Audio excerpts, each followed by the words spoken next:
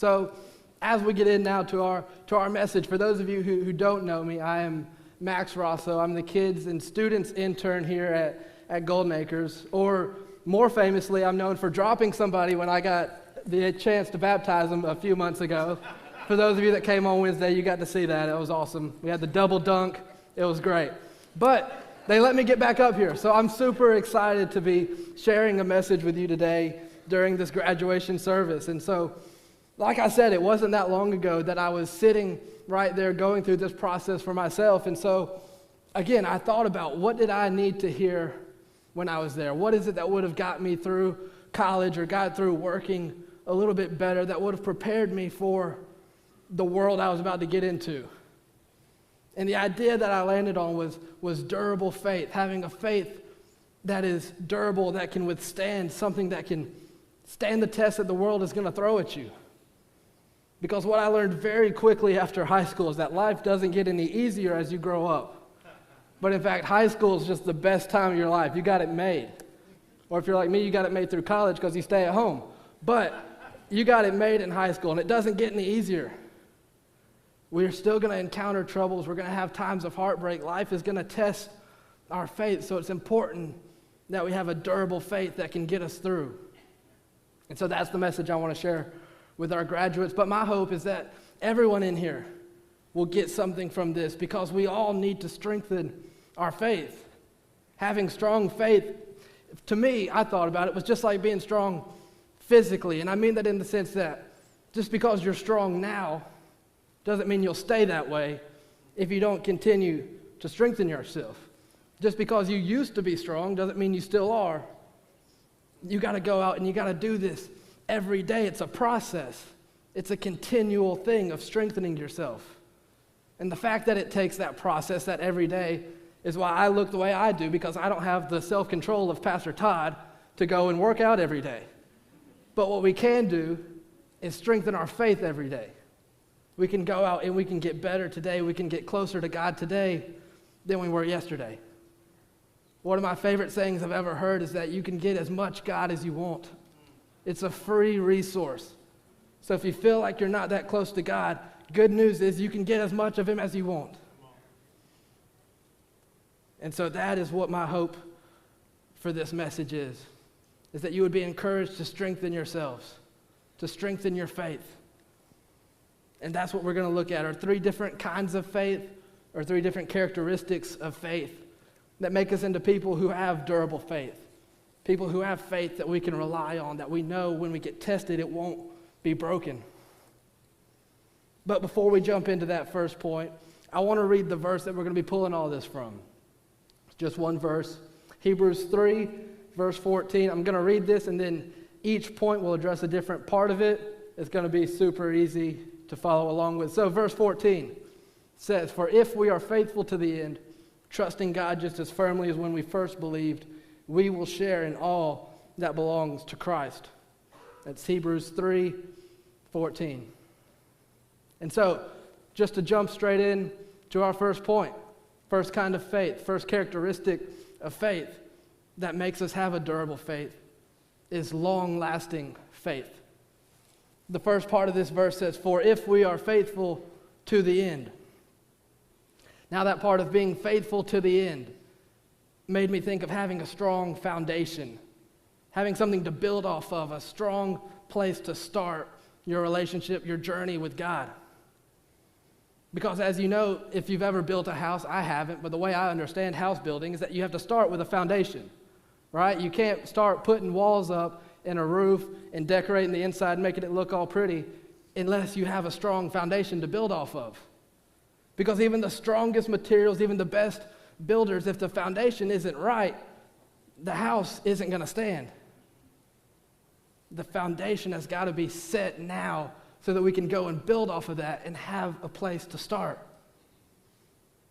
So having a strong foundation is the key to having long-lasting faith. If you want something to endure, you got to have a strong foundation, because we're going to experience storms in life. And if you haven't, I'm sorry to tell you, but you will at some point. All of us are going to experience trials. We're going to experience heartbreak. The Christian life is not all sunshine and rainbows. If you don't know the story of the disciples that were closest to Jesus, most of them didn't have very happy endings on earth.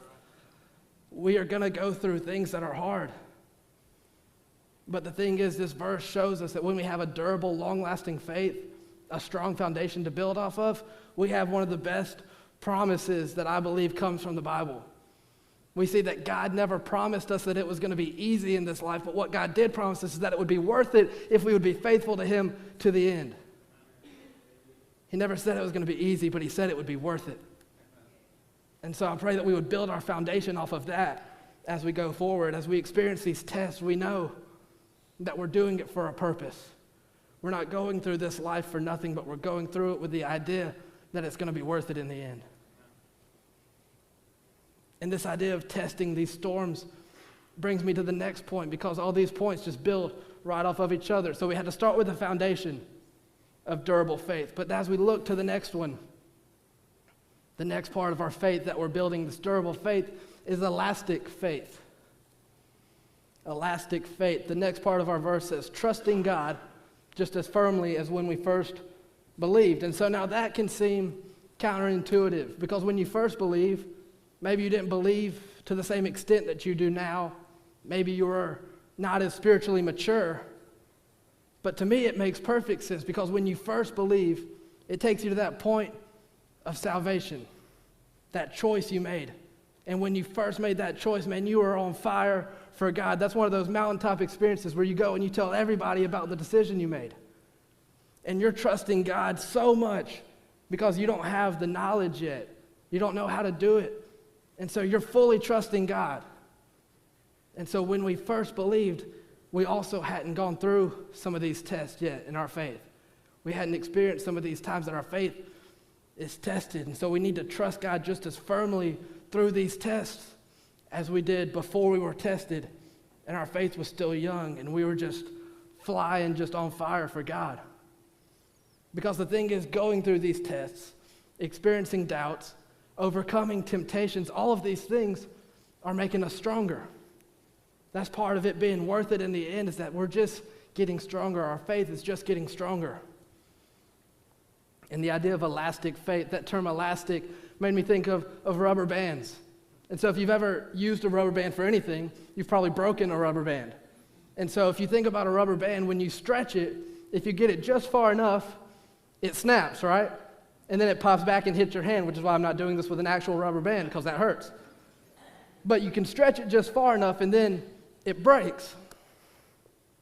But if you've never tried this, I encourage you to go and do it. If you get a bunch of rubber bands and you get them stacked up and you pull on them, they don't snap as easy. They get a little bit stronger because there's more of them. It gets more durable. So think about it like our faith. Every time we overcome a temptation, every time we persevere through a storm, we're adding another rubber band to that stack.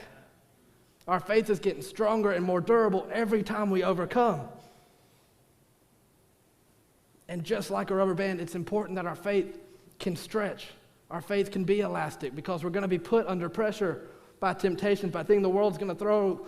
There's so much around us. But rather than breaking like a single rubber band, our faith can stay strong and it can stretch. And then just like a rubber band, when the pressure resides, when we make it through, it goes back to its shape. We made it through and we're good to go. There's a quote that is so fitting for this idea. The quote goes, "A faith that hasn't been tested is a faith that can't be trusted." A faith that hasn't been tested is a faith that can't be trusted. So how do we begin to strengthen our faith? How do we begin to add rubber bands to our stack and get ourselves an elastic faith, a faith that can stretch when stress is applied? What does that look like in our lives?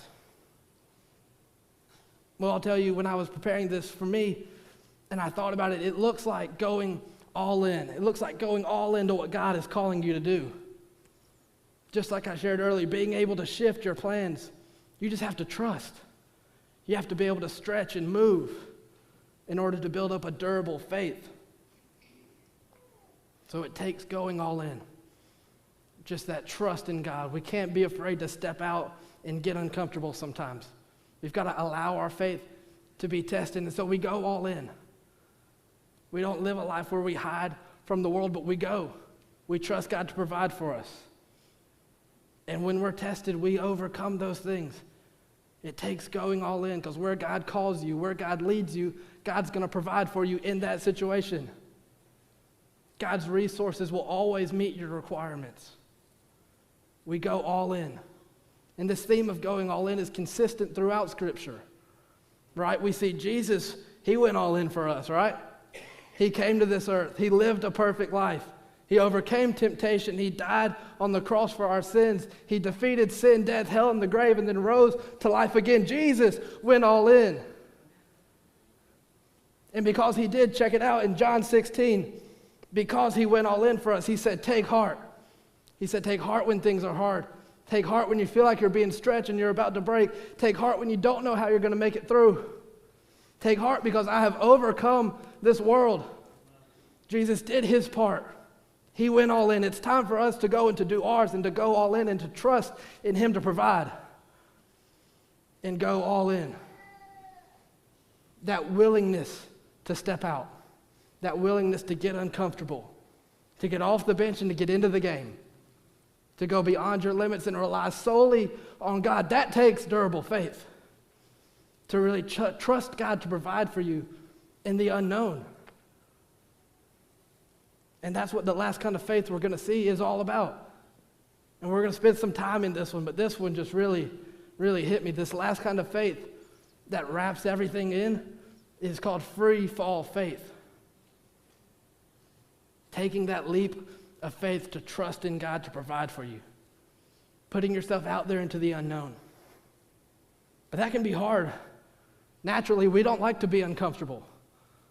We would never choose the more difficult route. We don't want to be tested. We don't want to go through hard times. We wish everything was easy, probably. I do. I'm very lazy. I don't like overcoming things. But the thing is, the only way we can get better at trusting God and the way we can be better at taking that leap of faith is by doing it. It can only be accomplished by doing. I had a football coach in high school that just preached this over and over and over again, that the only way to get better at something is by doing it. So he said, you want to be faster? Let's go run. You want to be a better passer? Let's go out and throw. Better receiver? Go and catch. Better at tackling? You got to tackle. You got to do it to be better at it. Think about this example from my own life. I can study and I can read and I can watch videos and I can even go and watch firsthand how to be a hairstylist, and it doesn't make me a good one.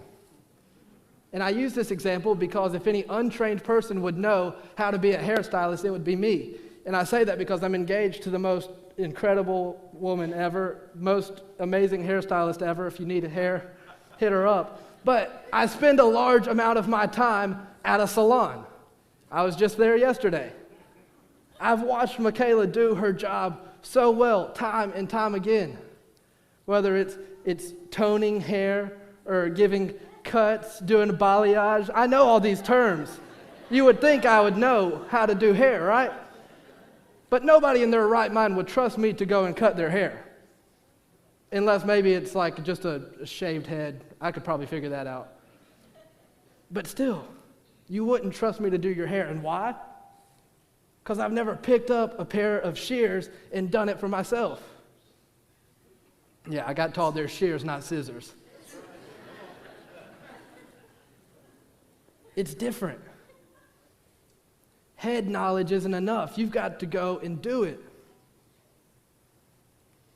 I share a story of when this was taught to me very clearly. If we flash back to March 2020, like right when COVID was a thing, and we were finding out we were going to have to be locked down for like a month.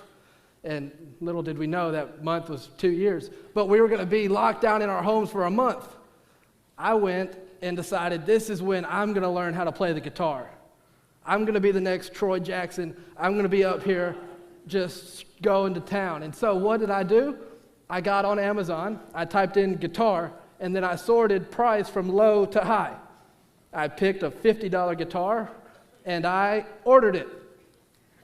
Just no thought. Ordered the guitar, and of course, COVID was just becoming a thing, and so it took a while to get here.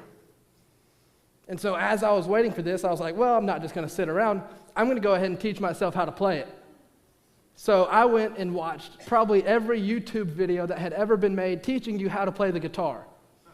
Man, I learned where to put your fingers for the different chords, and I learned strumming patterns, and I learned how to tune it up. I was convinced that when I pulled this thing out of the box, I was going to know how to play it already. And so to my surprise, when it came here, pulled it out of the box, had to download an app to show me how to tune it because that didn't stick. But to my surprise, when I went to play it, it didn't sound so good. I did not know how to play the guitar. Now, I really thought like I knew all the ins and outs of this guitar. Felt like I had a really strong understanding, like for all intents and purposes, I knew how to play the guitar. But I didn't really know how to play the guitar. Because the thing is, I had never put my hands on a guitar. I had never gone and experienced it and learned hands-on how to play. And so I'm telling you, that is the same thing in our faith. Check this out. This is cool to me. I shared this with the students, and I tell them all the time, this is how you can tell that I'm in seminary, because I get excited about Greek words that we're about to look at. So there are 2 words for know in the original Greek language. That's K-N-O-W. Oida is the first one. It means to know something or someone intellectually. So based off the information that you had, kind of like I did with the guitar, you've got some head knowledge. You know how to do something. But the other word for know is ginosko, which is what we're finding here. And that's to know someone or something because you've experienced it. It means you know because you've been there. It's practical. You have more than head knowledge, but you have heart knowledge, and that is the kind that we need when it comes to our relationship with Christ. And you may say, well, what's really the difference between knowing God intellectually and knowing Him practically? Having head knowledge versus having heart knowledge? Is it really that big of a gap? But if we want to get serious and we want to get real with what the Scripture teaches, for a lot of people that just have head knowledge versus heart knowledge, the distance can be as big as the distance between heaven and hell. And that's just the sad reality of it, that there's people going through this life with so much head knowledge. They know all about Christianity. They know the Bible forwards and back. But yet they're still missing it. And why? Because they've never experienced a relationship with Him. They don't really know God. They just know about God. Jesus said in John 14, I am the way, the truth, and the life. No one comes to the Father except through me. The only way is through our relationship with Christ. Not our knowledge of Him, but our relationship with Him. The only way we can get this experience, that we can begin to know what this heart knowledge is by putting yourself out there into the unknown, taking that leap of faith to trust God to provide for you. That is what free fall faith is all about. And that term free fall, when I say that, it makes me think about skydiving every time. And I don't know if we have any skydivers in the room, but maybe some of you would if you have the chance. But for me, there's little to nothing you could do to get me to jump out of a perfectly good plane. It's just not going to happen. Ride any roller coaster, but I'm not jumping out of a plane. And so, but I would imagine if you did, the first time, you've probably still got some fear. Even if you're committed to doing it, you're still a little uneasy when you take that first leap. And maybe even the second, third, or fourth time, you still have some fear. But the thing is, and don't miss it, every time we overcome that initial fear, we take that step out of the plane, it gets easier to do the next time. We get better at it. Every time we step out of our comfort zone, every time we get out of our little bubble that we've made for ourselves, we get a little bit uncomfortable, our faith gets stronger, and it gets easier to do it the next time. But it takes that first time. It takes that initial moment of choosing to trust God to provide. And as scary as it may seem to take that leap of faith, we see the final part of this verse tells us how great the reward is. This is the promise that God made of it being worth it. The last part of verse 14 says, we will share in all that belongs to Christ. We will be able to inherit the kingdom of heaven and have an eternity with Christ when we live our lives with a faith that is durable to withstand. So that's the message I have. Long-lasting, elastic, and free-fall faith. When we put all these things together, we have a faith that is durable, a faith that can withstand a lifetime, that will be able to last to the end. Because we know when tests come, we have a faith that is built on heart knowledge because we've been there, we've experienced God firsthand. And so my challenge for you is this, as we wrap up, if you are a Christian, then praise God for that. But don't be content in that. Continue to challenge yourself, continue to push yourself, continue to try and grow your faith every day, so that when storms come, you too will be ready for it. We have to continually prepare ourselves for these storms. But if you aren't a Christian, then my challenge for you is different. Be willing to take that leap of faith today. Be willing to step out of that plane and trust God, to step into the unknown and say, I don't know where this has taken me. Just like I didn't know where God was leading me when he said it's not marketing that you've been spending 4 years in. That's not it. You got to go into the unknown. You got to say, God, I'm trusting for you to provide for me. And we see the reward is so great. When you trust God to provide and you're faithful, we will share in all that belongs to Christ. It's right there in this verse. If we will be faithful to the end and we trust in him. And the only way we can do that, the only way we can make it and be faithful to the end is by having a durable faith.